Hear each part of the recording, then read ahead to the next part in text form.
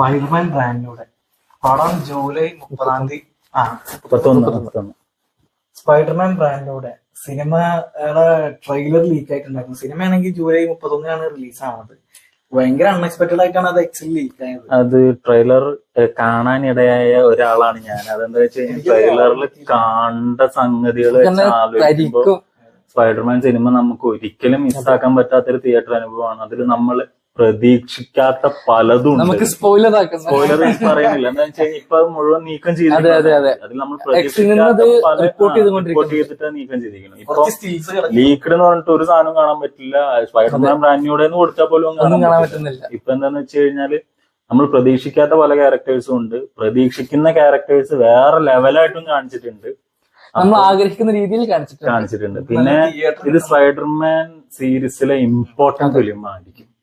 കാരണം ഒരു സ്പൈഡർമാൻ ഇതിലിട്ട് 4ാം ഭാഗം കിട്ടിയിട്ടില്ല. അതുപോലെ തന്നെ ഈ സിനിമ ഡയറക്റ്റ് കണക്ട് ചെയ്യുന്നത് ഡൂംസ്ഡേക്കാണ്. അപ്പൊ നമുക്ക് എന്തായാലും ആ ഒഫീഷ്യൽ ട്രെയിലറിനെ വെയിറ്റ് ചെയ്യാം.